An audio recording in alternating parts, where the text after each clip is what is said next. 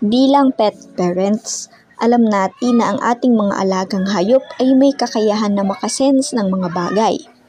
Alam nila kapag ang kanilang mga owners ay masaya o malungkot. Maraming bagay ang naiintindihan nila kahit hindi na natin sabihin sa kanila.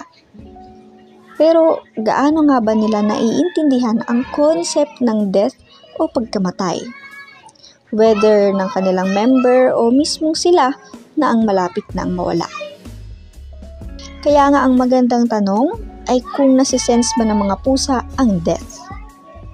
Malamang nasisense ng mga pusa ang death, pero mahirap malaman kung gaano nga ba nila naiintindihan ang kumpletong konsepto ng sarili nilang pagkamatay.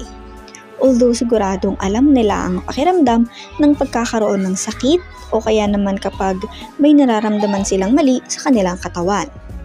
As far as we know, hindi takot ang mga pusa sa kamatayan. Pero ayaw nila ng pakiramdam ng pain o discomfort.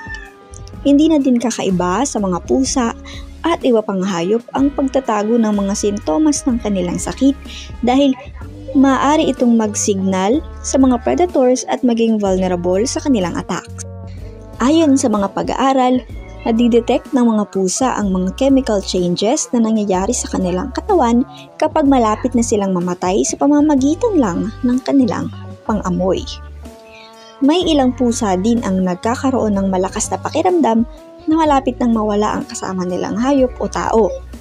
Gaya na nga lang ng isang pusa na ang pangalan ay Oscar noong early 2000. Noong panahon niya sa rehabilitation at nursing home sa Rhode Island, si Oscar ay parang nakapredict ng halos 50 deaths o pagkamatay ng mga pasyente doon.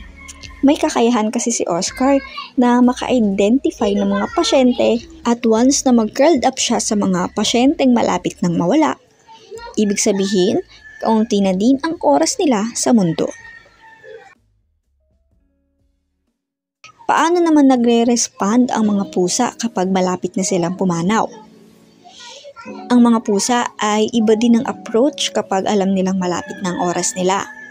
May ilang mga pusa ang mas gustong magtago at mahiwalay sa iba kapag hindi na maganda ang pakiramdam nila.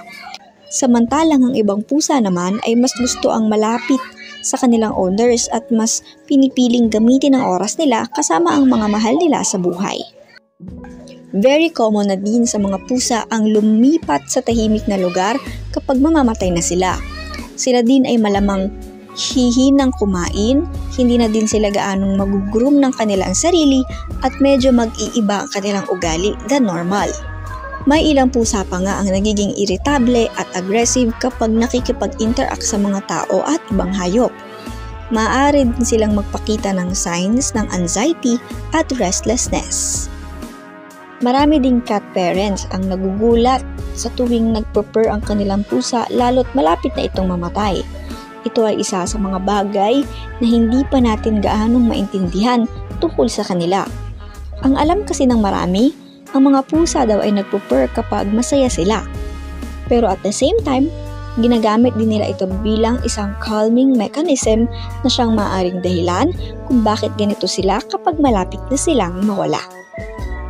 Sa mga ganitong pagkakataon, magandang dalhin na natin agad ang ating mga pusa sa kanilang vet at mag-provide sa kanila ng komportableng lugar para makapagpahinga. So ayun lang po muna para sa video na ito. Sana nakatulong ito para sa inyo at sa inyong mga alagang pusa.